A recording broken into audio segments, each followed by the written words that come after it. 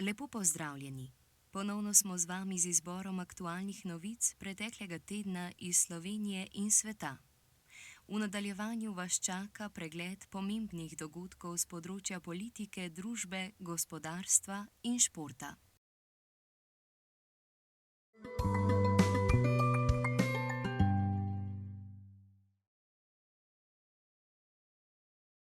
Včeraj je odbor Državnega zbora za delo pripravil dopolnjeni predlog novele zakona o dolgotrajni oskrbi, po katerem za obravnavo na plenarni seji DZ-ja bodo lahko imeli tudi upokojenci status oskrbovalca družinskega člana.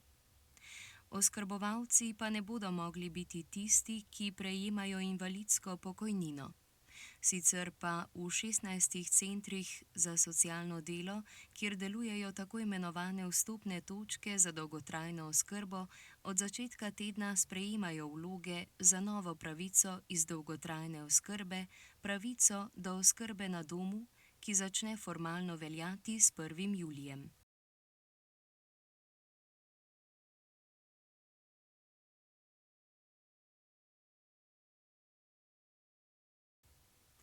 Zanimanje in pričakovanja so velika, a do pridobitve storitev v praksi bo najverjetneje preteklo še več mesecev. Strokovni delavci bodo vsakega vlagatelja obiskali na domu in ocenili njegovo samostojnost na podlagi ocenjevalne lestvice. Na tej podlagi bo, glede na zbrane točke, uvrščen v eno od 5 kategorij, od česar bo odvisno, koliko ur pomoči mu bo pripadlo. Sledila bo izdaja odločbe. Če se ne bo pritožil, kar bi postopek zavleklo, bo upravičenec na podlagi odločbe s koordinatorjem dolgotrajne oskrbe pri izvajalcu, ki bo deloval na njegovem območju, sklenil osebni načrt. Šele ta načrt bo vstopnica do storitev v praksi. Toda v Skupnosti centrov za socialno delo Slovenije so že opozorili, da odločb ne bo mogoče izdati, dokler ne bo vzpostavljen informacijski sistem.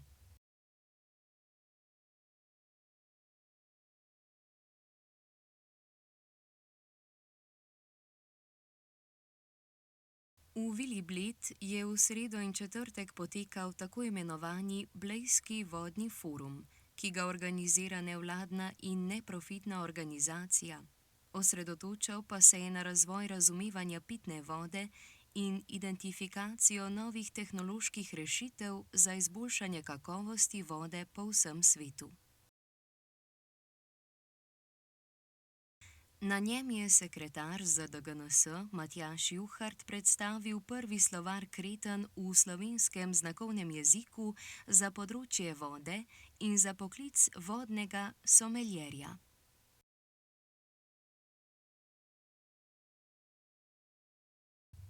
Juhart je poudaril, da je ta slovar pomemben korak k boljšemu razumevanju in vključevanju gluhe skupnosti v razprave o vodi, ter da spodbuja njihovo dejavno sodelovanje na tem področju.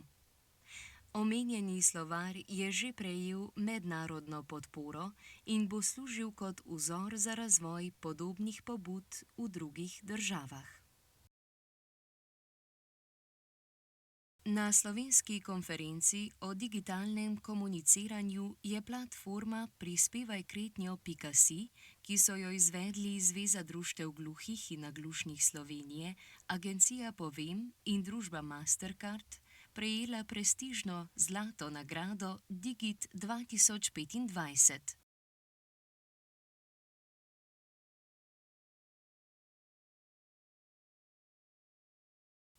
Digit je nagrada, ki jo podeljujejo za najboljše dosežke na področju digitalnega oglaševanja in komunikacij.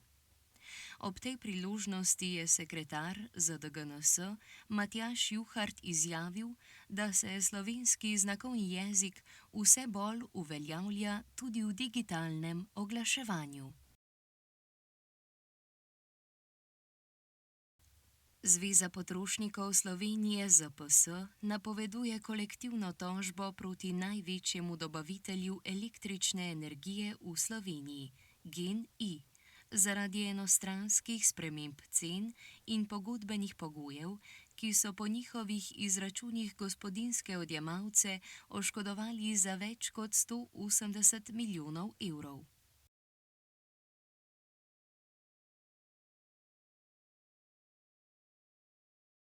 Po mnenju ZPS so potrošniki zaradi pomankanja jasnih določil v pogodbah postavljeni v neenakopravni položaj, saj nimajo možnosti vplivati na vsebino tipskih pogodb.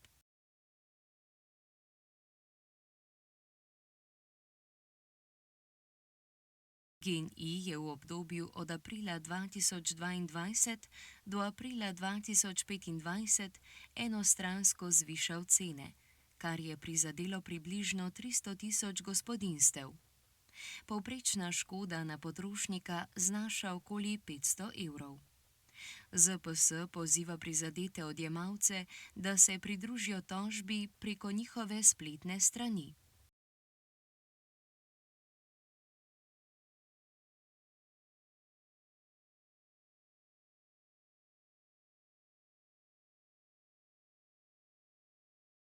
V Triglav Labu so včeraj imeli posvet o varnosti večstanovanjskih stavb, na katerem so ugotavljali, da je v Sloveniji varnost večstanovanjskih stavb ključni izziv.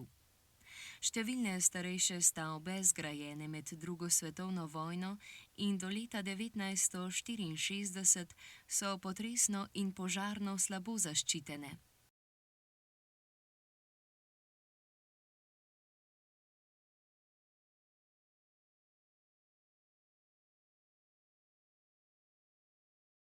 Obnova teh stavb pogosto zanemarja potresno varnost, kar pomeni, da prenovljene fasade lahko dajejo lažen občutek varnosti.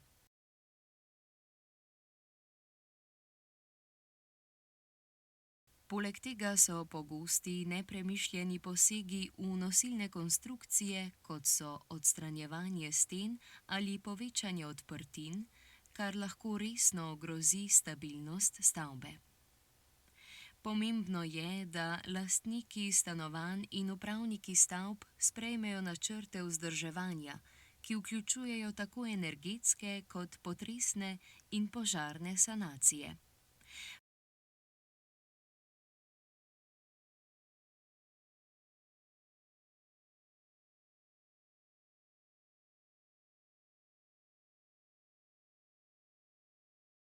Prav tako bi uvedba potresnih izkaznic omogočila boljšo obveščenost o stanju stavb in spodbudila potrebne sanacije.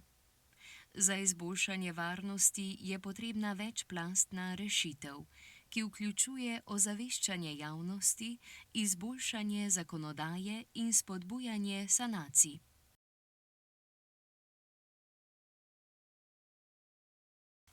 Slovenija bo okrepila politične in gospodarske odnose s Palestino. Vlada bo na mednarodni konferenci za rešitev dveh držav, ki bo od 17. do 20. junija v New Yorku podpisala memorandum o soglasju s palestinsko vlado.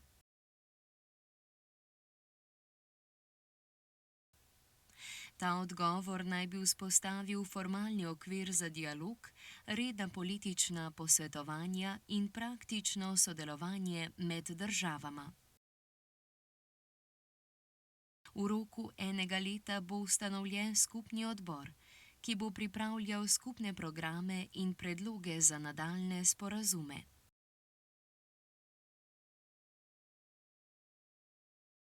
Premier Robert Golob je ob tem pozval tudi druge države, ki Palestine še niso priznale, naj to storijo, saj je priznanje ključni korak za dosego trajnega miru in rešitve spora med Izraelom in Palestino.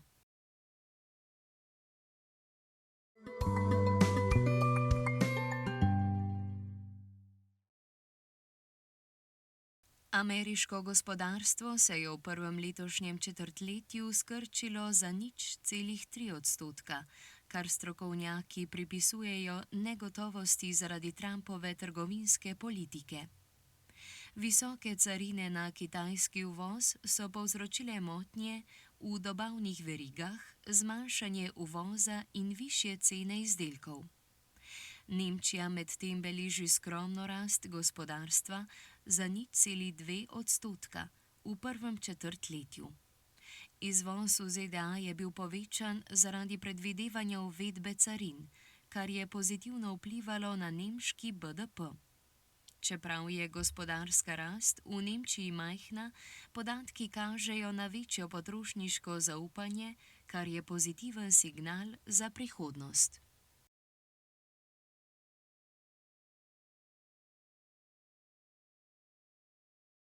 Evropska komisija je 5. junija 2025 predstavila nov ukrep za zaščito evropskega trga.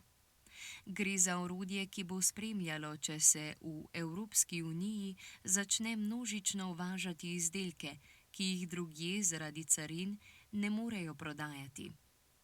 Kajti, če druge države uvedejo visoke carine, na primer ZDA, na kitajske izdelke, se te izdelke lahko preusmeri v Evropo, kjer je trg bolj odprt. To lahko škodi evropskim proizvajalcem. Evropska unija zato uvaja sistem zgodnjega opozarjanja in podjetja poziva naj sporočijo, če opazijo sumljivo povečanje uvoza. Cilj ukrepa je zaščita evropskega gospodarstva pred nepošteno trgovino. Komisar Šefčovič je ob tem poudaril, da Evropska unija ne bo dovolila, da bi jo izkoriščali.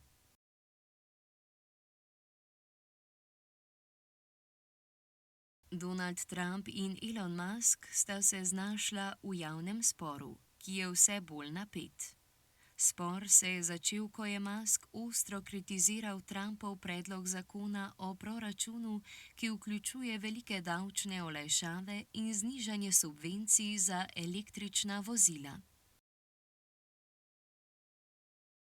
Musk je zakon označil za odvraten in fiskalno neodgovoren. Trump je odgovoril z obtožbami, da je Musk nestabilen in zagrozil z odpovedjo vladnih pogodb za njegova podjetja. Njuna izmenjava žalitev in groženj je povzročila padec vrednosti delnic Tesle za 14%, kar predstavlja največji enodnevni padec v zgodovini podjetja. Ta konflikt med Trumpom in Muskom ima lahko pomembne politične in gospodarske posledice, saj ogroža prihodnje zakonodajne pobude in vpliva na javno mnenje v ZDA.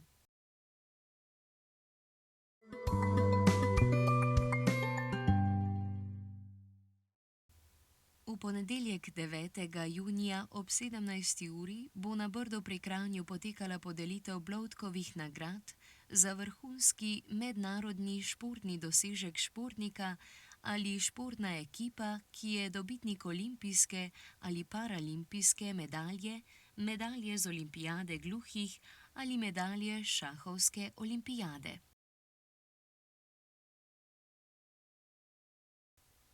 Med prejemniki teh nagrad bodo tudi gluhi športniki, nosilci medalj z prejšnjih olimpijskih iger gluhih, vse od leta 1969 do sedaj. Poglejmo, kdo so dobitniki Bloudkovih nagrad med gluhimi športniki. Od 4. do 8. junija poteka že 31. dirka po Sloveniji, ki je največja etapna kolesarska dirka pri nas. Sodi v sklop serij UCI Pro Series kategorija 2 Pro in vključuje 5 etap s skupno dolžino 799 km ter z več kot 12.000 višinskimi metri razlike. Danes je dirka potekala od Majšperka do Ormoža 173,4 km, jutri bo od Maribora do Golte 175,2 km in v nedeljo iz Litije do Novega mesta 124,1 km. Dirka povezuje različne slovenske regije in ponuja razgibano traso, ki vključuje tako ravninske kot gorske preizkušnje. Letošnja posebnost je, da tretja etapa vključuje tudi del trase na Hrvaškem. Na dirki sodeluje 19 ekip, skupaj 132 kolesarji, med katerimi je tudi slovenski as Luka Mezgec ter mlada upa Žak Eržen in Jakob Omerzel.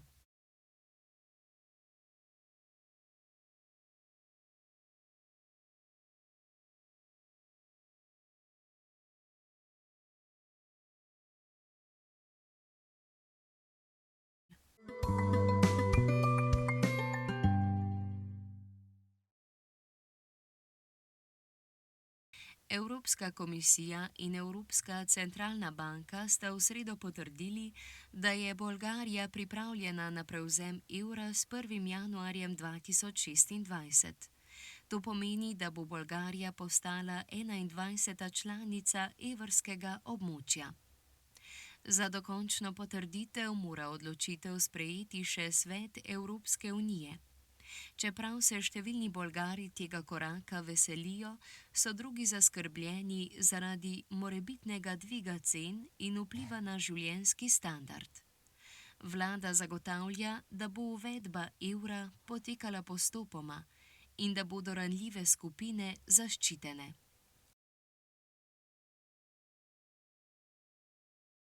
V Kolnu na zahodu Nemčije je v sredo potekala največja evakuacija po drugi svetovni vojni. Več kot 20.000 ljudi je moralo zapustiti svoje domove zaradi 3 neeksplodiranih bomb iz druge svetovne vojne, ki so jih odkrili med gradbenimi deli v okrožju Deutz.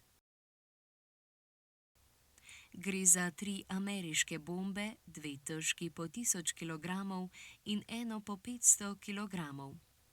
Evakuacija je zajela območje v radiju 1 kilometra, vključno z bolnišnicami, domovi za starejše, šolami, muzeji in železniško postajo. Po uspešni deaktivaciji bomb so se prebivalci lahko vrnili domov.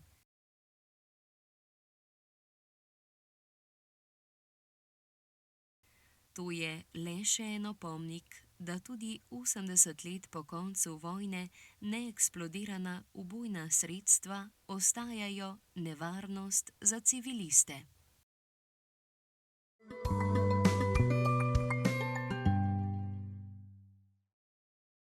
V soboto bo pretežno jasno in vroče z jugozahodnim vetrom. Čez dan bo 28 stopinj Celzija. V nedeljo bo sprva še dokaj jasno in vroče. Čez dan bo 29 stopinj Celzija. Popoldne se bodo od severa pričele pojavljati nevihte. Padavine bodo v noči na ponedeljek zajele večji del Slovenije in do ponedeljka zjutraj ponehale. Pihal bo veter severnih smeri, na Primorskem burja. Občutno se bo ohladilo. V ponedeljek se bo zjasnilo. Na Primorskem bo še pihala burja. Čez dan bo približno 25 stopinj Celzija.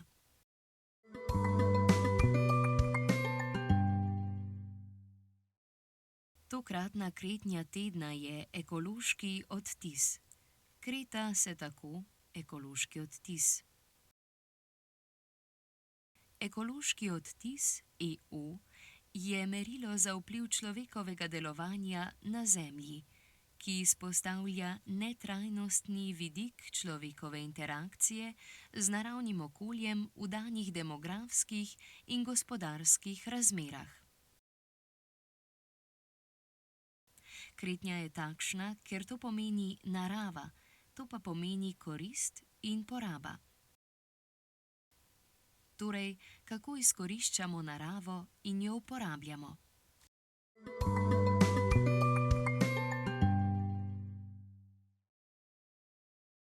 Dars napoveduje povečan promet proti slovenski in hrvaški obali od danes do ponedeljka. V nekaterih evropskih državah, na primer v Avstriji in Nemčiji, je namreč binkoštni ponedeljek dela prost dan.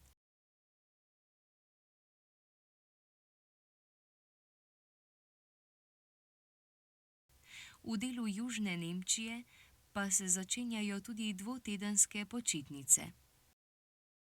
Na Darsu voznikom svetujejo, naj pravočasno načrtujejo svoje poti, redno spremljajo prometne informacije ter vozijo previdno, strpno in prilagojeno razmeram. Želim vam varno in srečno potovanje na cestah ter lep vikend. Se vidimo prihodnji teden.